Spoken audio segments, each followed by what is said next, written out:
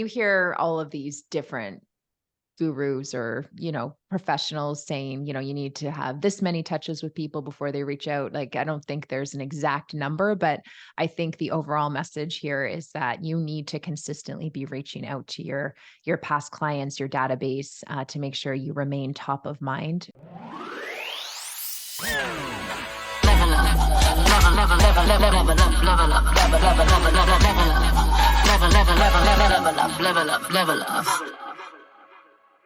Welcome to another episode of Level Up. My name's Katie. I'm here with my partner, Daniel. How are you today? We're better. Great to hear. So it's been a good run with this podcast. We're doing pretty well, almost at 50,000 downloads, which is pretty awesome, I'd say.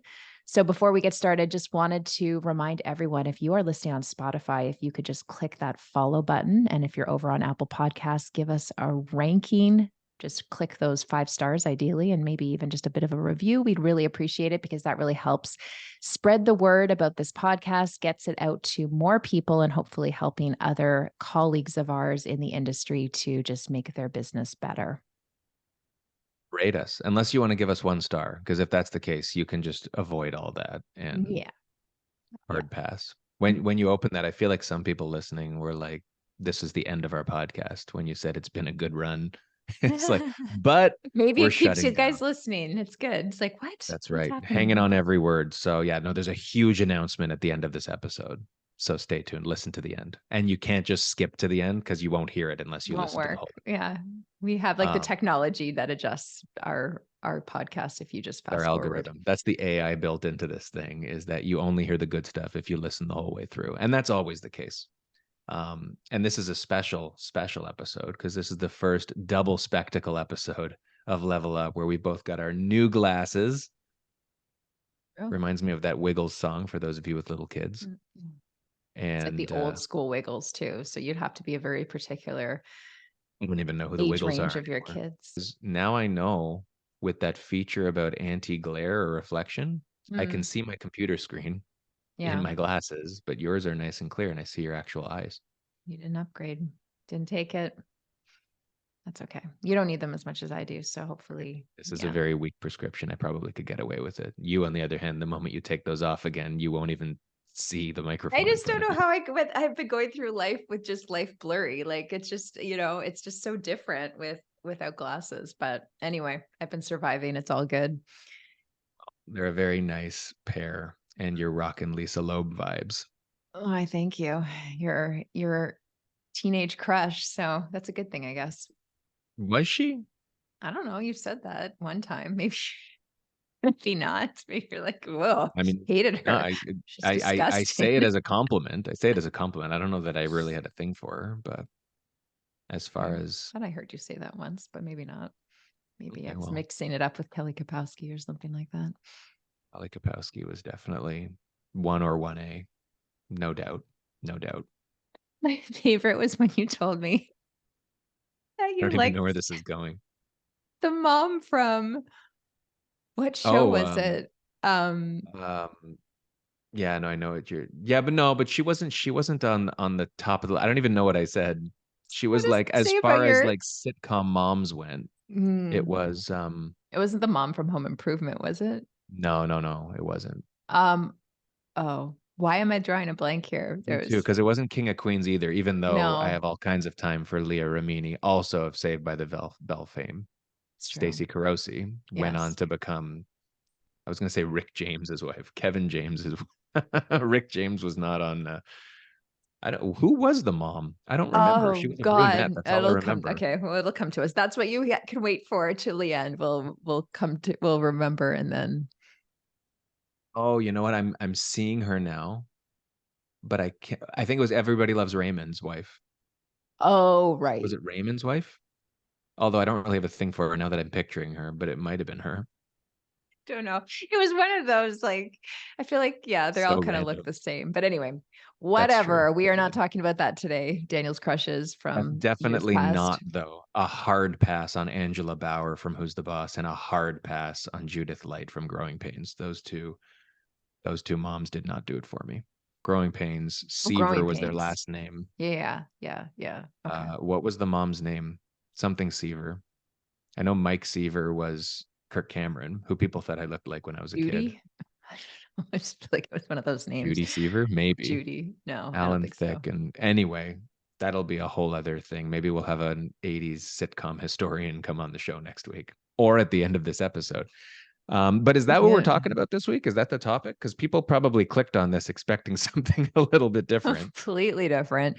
Yes, we That's are not okay. talking about that. Or no, we are not talking about that today, unfortunately. But I we're feel like talking I'm going about to throw something back to equally important. What? there's going to be a sitcom throwback comment or two over the course of this episode, wherever I can find when I'm going to reference things. I feel like that's a good way to make connections for people of our vintage. I can't wait. And I'm sure the If audience can't wait can you either. hear the It's going to be sincerity in your voice? amazing. All right. Well, Amazing. you've got the runway. I'm going to zip it for the next little bit and just come in with color wherever appropriate and inappropriate as well. Jump in. What are we talking about? All right. Well, today we are diving a little bit deeper into a drip campaign, what that is, how much value it can provide, and how it can really help elevate your business in terms of automation and systematizing things. So that's what we're going to talk about today. And I know before I jump in, I want to define what a drip campaign is because I always kind of jump in and you're like, whoa, let's bring it back a little bit. I'll make sure we bring it back if it needs to be brought back. Can I bring it back to whether the word is systematize or systemize? I don't even know. I feel like I I make like up I like words. systematize. It just sounded really long, but I feel like you might be right. And if it's not, that's what we're going to go with going forward is systematize. I think it yeah adds a little extra fancy to the word. So we'll stick with that. It's a Yeah. little extra fancy. All right, fancy Nancy. What All is a right. drip campaign? All right. So a drip campaign is essentially a more automated email campaign. It could be any number of emails, any frequency of emails that you're sending to a set number of people. Hopefully, I guess step number one is step like we could go way back, but hopefully you have a CRM, number one, and hopefully you're tagging the people that you have in your CRM to identify common types of clients that you could provide value at more of a mass scale or at a mass email level. So we can talk about any type of client, whether it's tenants, landlords, investors, first time home buyers, all sorts of different people. But you want to take a look at who in your database is maybe a larger subset so that you can provide more value at mass to those individuals. This is it's an opportunity to segment. It's I think above all else, like you said, this is a way to automate your process and to save you a tremendous amount of time while still delivering consider like focused value to Mm, people in your database. yeah. Um, because time is money, as they say. So I Yeah. hear. Well, that's it. And you hear all of these different gurus or, professionals saying, you need to have this many touches with people before they reach out. Like, I don't think there's an exact number, but I think the overall message here is that you need to consistently be reaching out to your past clients, your database, to make sure you remain top of mind with your clients. And I think anybody can think of several email campaigns they're likely a part of or that they've signed up for, and the types of emails, the frequency of which you receive them vary quite a bit. Like there's one that I finally unsubscribed from because I was getting probably 3 to 4 a day, which was very excessive to me. Maybe it just wasn't a valuable topic to me. I don't know, but I felt that was a bit excessive. So it's really, yeah, kind of identifying what makes most sense for the type of client you're looking to reach out to. Think there is a sweet spot with this and probably not a science necessarily for every type of drip campaign. I think it does vary depending on what sort of value you're reaching out to and to what kind of audience you're reaching out to. Mhm. Um, like for example, you talked about, tenants versus like an investor probably does not want as frequent a drip campaign as a first time home buyer or Oh, someone who's yeah. learning about the market. But it does depend on what the nature of the content is, which we're going to talk about as well. Um, and yeah, I mean, I get some that I have or haven't or inadvertently signed up for. And I think when you get inundated with something so much and you're not opening any of them over time, that prompts you to unsubscribe quicker than if you're getting things infrequently, that even if you're not consuming it every time, getting something once in a while, you've got to find that sweet spot to get enough touches where you're staying top of mind with people, but not so many that you're this annoying just thing that when they see your name, they associate it with spam. Yeah. Yeah. And I think, the rule of thumb we've kind of always went with our own past clients has been kind of like a quarterly email.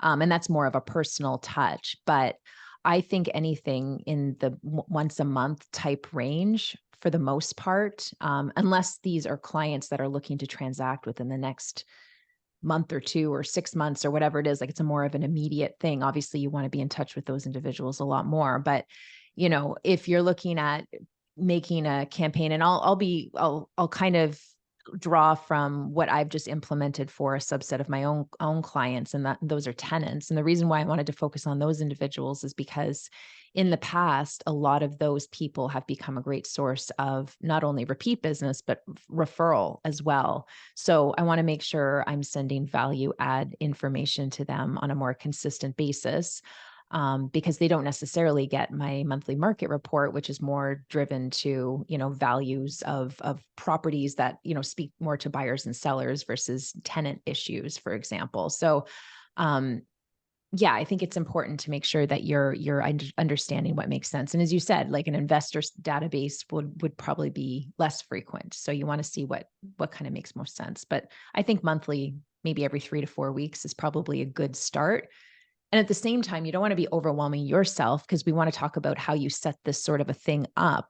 So if you're saying you want to email everybody once a week, we're talking about, 52 emails. Are you able to actually put that sort of thing together? And my recommendation would be you want to have the whole thing put together and then implemented in order to make sure that you're actually being consistent with it. Yeah, I mean, for me, the idea of a drip campaign is it's a story that has a beginning, middle, and maybe an end to it, usually an end. It's a taking this subset of people on a journey, and you want to define what that is. So, what are you trying to accomplish with them? You mentioned with tenants, it might be multiple things. It might be, in some cases, getting referral business. It might be transitioning them into figuring out whether they can buy. It might be just providing solid info for tenants to keep you top of mind. Whatever it is, you need to identify what your objectives are for this particular subset. And then, the same way we do with everything else, draw that into a how do I lay this out in a way that is providing value and sprinkling in the ask and the call to action where appropriate.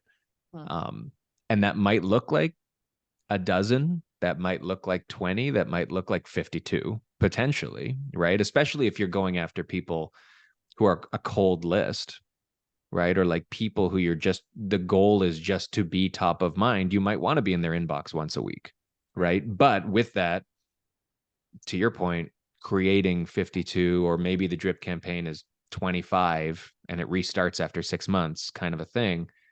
You need to be aware of what this is going to look like. And I guess you're going to talk a bit about the tenant one, like specifically what that looks like when you're building it. But like, how does it flow? Is there a consistency to it?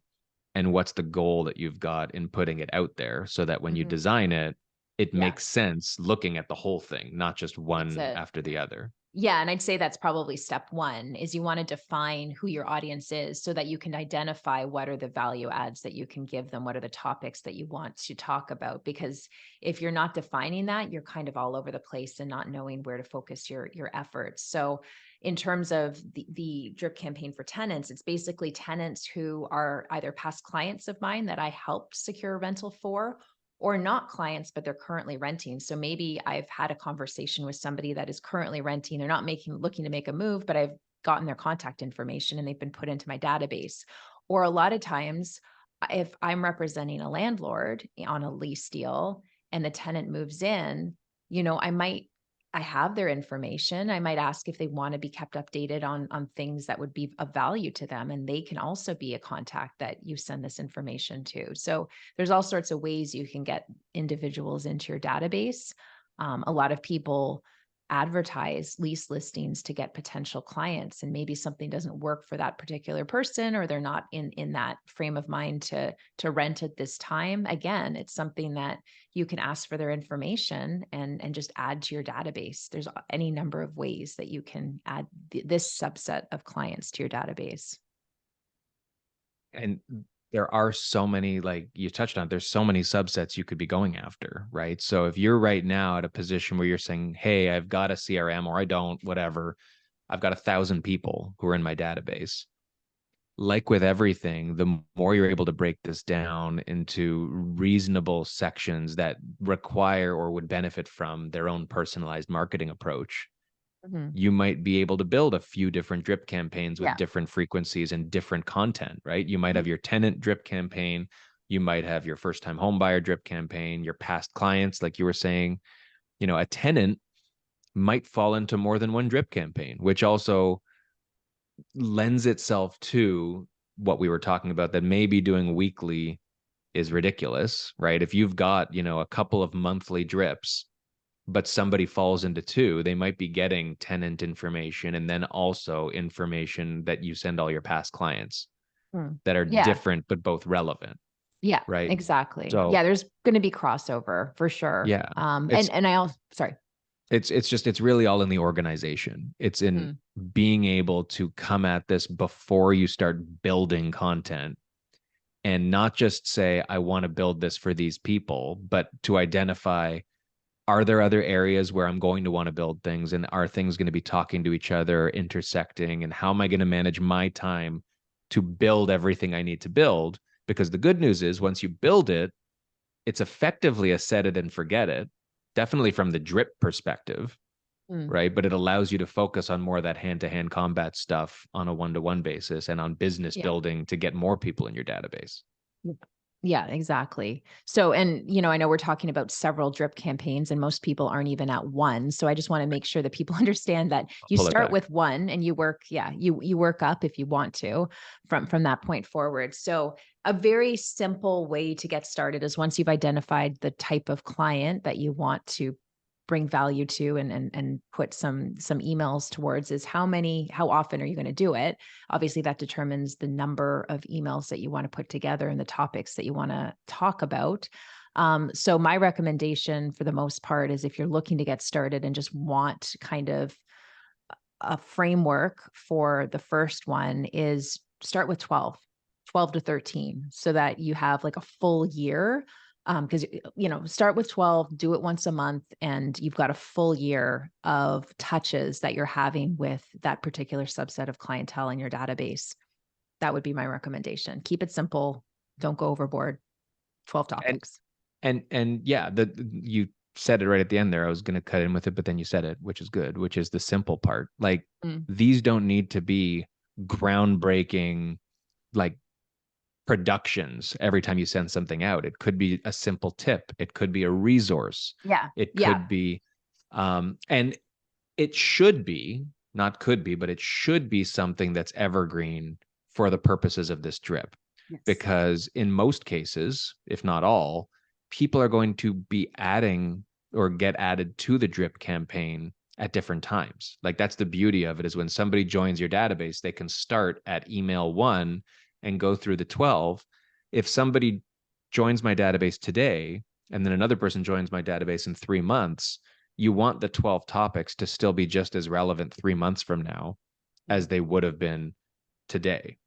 100%. And you don't run into that if your drip campaign is like, you're identifying 12 news items from Mm. now Yeah. and putting that content together. Well, it stands to reason that 10 months from now, talking about the state of the market and interest rates won't be the same discussion, right? Yeah. In a year from now. So be aware of what you're building to be something that is able to be relevant and consistent. And you can adjust it. We could talk about that. You can definitely add, take away, make edits as things become less relevant, or as rules change in advertising, whatever.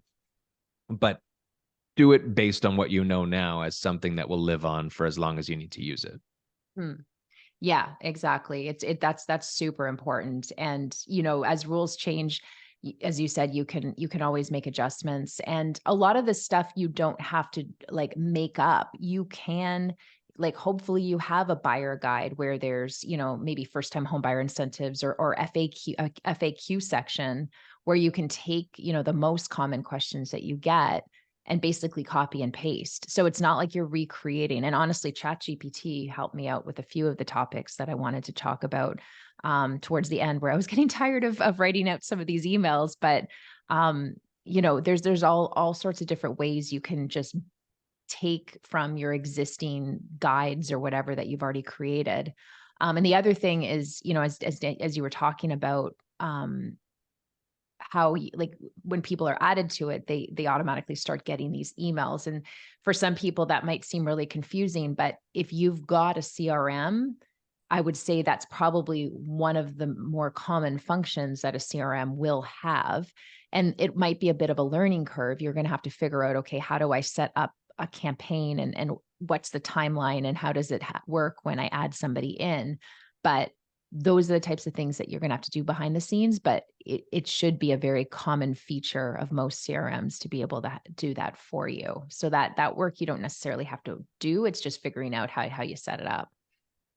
This, as much as this might be something people aren't doing a lot of, it's not groundbreaking strategy that we've just No. realized is the golden ticket. It's just something that people aren't leveraging enough. And to your point, a lot of people get CRM systems, but they're just using them to organize their contacts, and Yeah. that's it. Yeah. But they're built to actually, like, CRM is customer relationship management. It's not Mhm. just customer indexing. Yeah. Right. So this is a great way to manage your relationship. And as your database grows, you need things to be flowing 24 hours a day that don't require your consistent oversight to be, oh shit, did I reach out to that person? Or what do Yeah. I say here?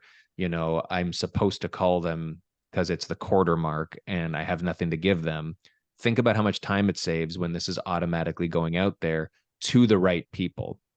And once you build a drip, I know I don't want to go back to multiple and getting to step 2, step 3, step 4, but it's set, it's forget. You've opened up now all that extra time that you can either look at the next subset and say, do I want to have another drip in place? Or now that that's flowing, what's missing? Or what personal touch can I now supplement that with? Or the nature of the messages, they don't all have to be 12 or 10 or 50 resource emails, right? There can be calls to action. There can be prompts for people to ask a question or do things. And that will hopefully be able to trigger more things from you when people interact with your Mhm. drip campaign. The point of the drip campaign is ultimately you're going to connect with these people, not just Yeah. that they're getting an endless array of emails and you'll never hear from them again. Yeah, and I would recommend through the drip campaign, you want to set up reminders for yourself to reach out to these people every so often personally, like, hey, how's it going? Like, I don't know if you've been getting my emails, but just want to make sure you don't have any questions. Are you thinking of maybe making a move soon? Like, let me know how I can help you. Um, that's important as well. It's not just set and forget and never go back to them ever again. It's still, personal reach outs in between as well. And the drip itself, this isn't, and hopefully nobody's looking at it this way. This isn't like a crafty marketing thing that you're trying to trick people into getting caught in your web. In a lot of cases, this is the sort of thing people will want to sign up for if they Hmm. know that it's available to them. Yeah.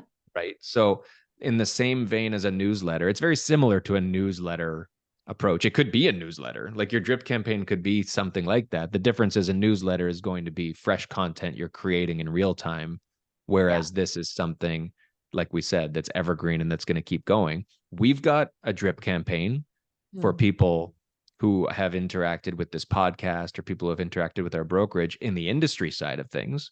So for anybody who's not getting stuff from our group, things like our OTB 100 resources we talk about on this podcast, people reach out from time to time saying, hey, where's that guide, where's that thing, where can I get it? If you're part of the drip campaign we've got going, all these resources and reminders and things are going out there. Yeah. And it's a way for us to stay involved with people in addition to real-time content like this that we're putting out and will continue to put out for another 50,000 downloads, hopefully, plus. That's right. So just a few topic ideas that I did for the tenants. Number one, common questions that tenants ask. I think that's a really good one to cover. There's a lot of things that go on that people assume or mistakes that are made. So just clearing up some of those things. What happens if my landlord wants to sell my property? Common forms that tenants should know about, and then kind of touching a little bit on first-time home buyer stuff like incentives, the first step you need to do to buy a home. So those kinds of things, kind of, mixing in different elements of what people might want to know about through being a tenant, but also as they think to maybe next steps of purchasing a home. So if you want the full list, reach out to us. I'm happy to share it with you guys. And then in addition to those 12, I'm also adding in, a monthly market report, news updates that might relate to first time home buyers. So let's say, the incentives change or land transfer tax is different now, like those kinds of things that are more timely versus evergreen, as you were talking about, are things that you can add in as additional touch points throughout the year. Remember, you can do that easier because you've segmented this market, right? Like the drip campaign isn't a standalone thing where you can't do other things with this same group, right? So part of the exercise of segmenting people into tenants or whatever it is has now created an audience to which you can now send additional stuff. Like it's just, these are all ways to make you doing your job easier and more efficient so that every time you want to send something out, you're not checking a bunch of boxes and trying to figure out how to filter out your audience to who should get something. So make use of the tags and all these things we've talked about before in your CRM to allow you to leverage all the tools. Like these drip campaigns are gold. If you're not doing it or if you're thinking about doing it, if you've got more questions about how to implement it, I mean, reach out to us. This is the sort of stuff that gets you efficient and working smart. Smarter, not harder. Yeah. You also want to define when you start the automation. I mean, that's kind of obvious, but when these people move in there to their first rental, or when you add them into your database and they are tenant under that tenant profile, and then when to stop the automation as well. Because if they end up working with you to buy a home, you don't want to keep sending them rental or tenant emails. Like you probably hopefully want to switch them over to a first time homeowner maybe type drip campaign, or have something else set up for them. So make sure you're creating organization to this as well. So things aren't going off the rails when people's status changes in your CRM.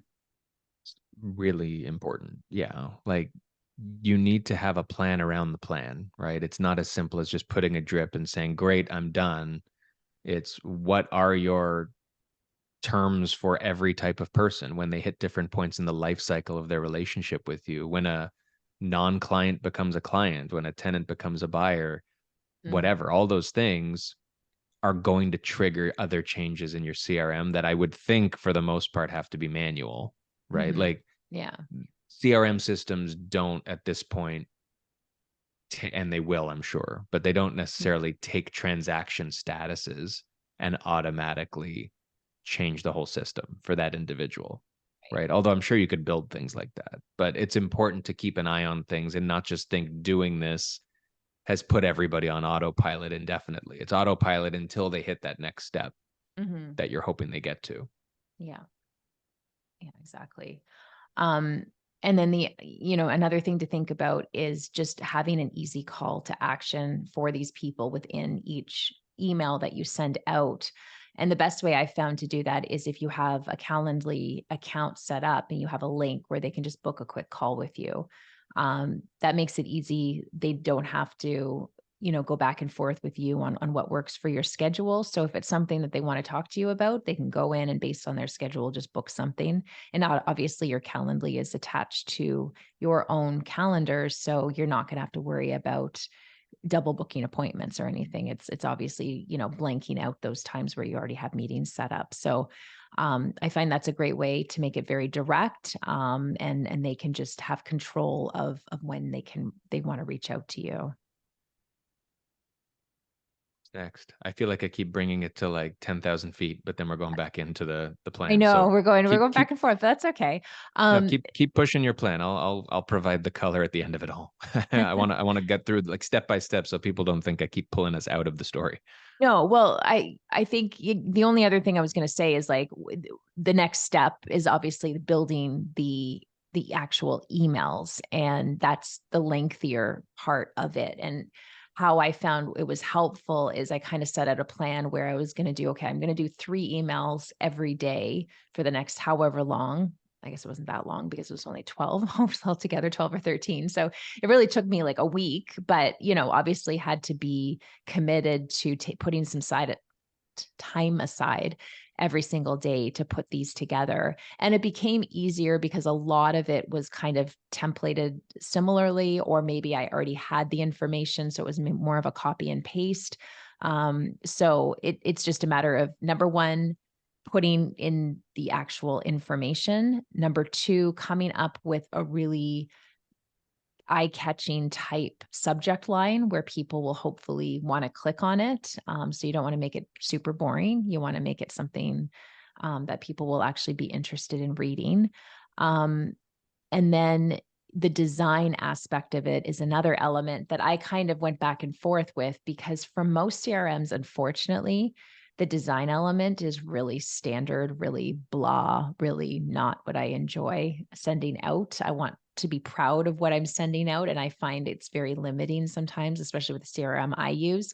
So I did consider going to something like a Flow Desk, which has beautiful, beautiful emails, but it's not connected to my CRM. So then I have to use like something like a Zapier to pull them together so that they're talking to one another. And my CRM actually didn't do a zap with Flowdesk, so that wouldn't even work for me. But there was other options. So do I completely switch my CRM in order to use Flowdesk to create these beautiful emails, or do I dive a little bit into the design aspect of the current CRM I have and create something that is a little bit more in line with my brand, which is what I was able to do. So give some thought to that, because I think a lot of times this is like one of those things where you ask people, oh, what CRM do you use, or what email provider do you use, and you get all sorts of different answers, and you kind of dive down these different paths. But try to start with what you have and see what you can work on. And if design is important to you, then obviously make sure it makes sense for you and your brand. If you could care less about it and it's just about the quality of the text, then I get that too. And usually the CRM you have should be fine for that. But it's really bringing in elements of your brand that you want to consider for that aspect of things. That's a lot. That's a lot in one No, one I paragraph that know I just that went was more through. than a paragraph. That was It's that was like, that was a yeah, chapter. That was a chapter, chapter. chapter But one, but chapter it's all 10. useful stuff. I think though, this is like honestly everything we talk about on this podcast, like since day one, maybe not day one Mhm. sucked, but since like day, I don't know, 20, has been about, among other things, understanding your objectives and breaking things down into smaller pieces. And this is no different. I think when you're building this out, even before you start breaking out the content and figuring out your audience, you just brought up something that's really important, which is know what you have to work with and make sure it's the appropriate tool to do what you want to do, Mhm. right? You're not going to rejig and rebuild your entire CRM system for the sole purpose of drip campaigns. I don't Mhm. think that's good advice. But at the same time, if you're one of the many people who are still trying to figure out even how to get a CRM system or anything like that, if you've determined that drip campaigns is going to be an important part of your business, and it probably should, understand the limitations, understand what's going to talk to it or not talk to it, and go into it knowing you have the tools you need to do things properly. Because the frustration that comes from the back end logistical bullshit that isn't even part of building, like it's just the stuff that gets frustrating about computers and technology and systems, will drive you nuts before you even get to the meat of what you're trying to do.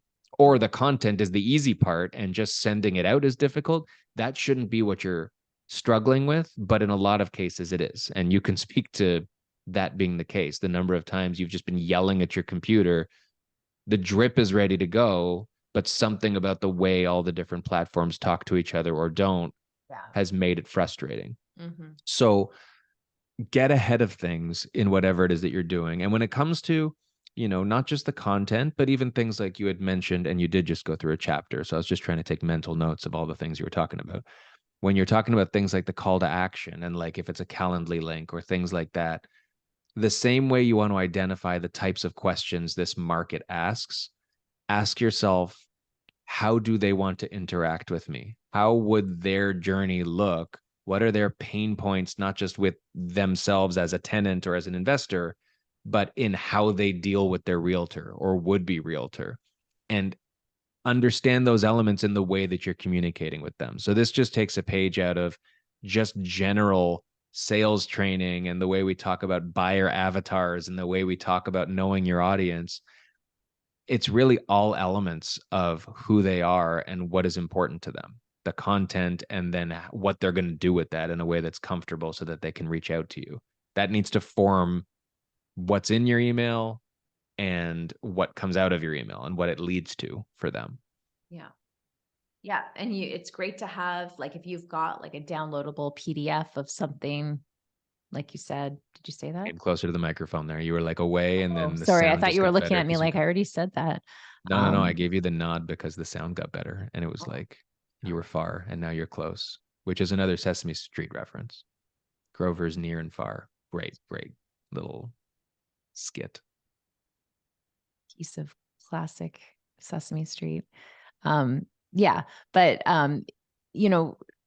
kind of add like different elements to each email is great, whether it's a download or a link to your website or Instagram or whatever it might be. Like that kind of adds a different feel to each one that you're putting out there. So it's obviously a time consuming part to set it up, but once you've got it going, you'll be thankful that your clients are being kept in touch with without you having to do much work. So incorporate the things that you want them to see. I mean, it might be multimedia stuff, might be links, might be whatever. Mm-hmm. Also be aware of the rules when it comes to privacy, when it comes to if you need to have unsubscribe options in there, things like that. No one's going to unsubscribe because you're dropping important information on them. They're going to want more. Yeah. But make sure that the little things that are boring are still part of the way that you craft this and it's done the right way. And if you're concerned or curious about, advertising guidelines or whatever, or guidelines from your brokerage or things like that, make sure you ask all the questions before you put something out and then are told to take it down. Exactly. Yeah. So that's all I got. I mean, I know that was a lot, but hopefully everybody's taking notes and it's a helpful way to get started on your own. The beauty of a podcast, or if you're watching this on video, is you can press rewind. You can listen to it all over again. So if you weren't taking notes, guess what? We're still here. Guess what? You press follow, you give us a rating on Apple Podcasts, and then you go back and take some notes. Do those things. We're not messing around. Do those things. I know everyone throws that out there, but it makes a big difference. Helps us out. That's all we ask. We don't need a donation. We just need your little clicks. That's it. Just click. Interact with us. We like people. We talk to each other way too much and not to other people enough. So we're gonna have a guest next week. How about that? Teaser. There's your little end of the episode tidbit. There's a guest next week. You're welcome. All right. Better be a good one now that we've teased that out there. I think it will be. I think we'll be good. All right. Well, stay tuned for that, folks. And thanks as always for listening. Go start building those drips and sign up for ours. Bye-bye. Bye-bye. Level up, level up, level up.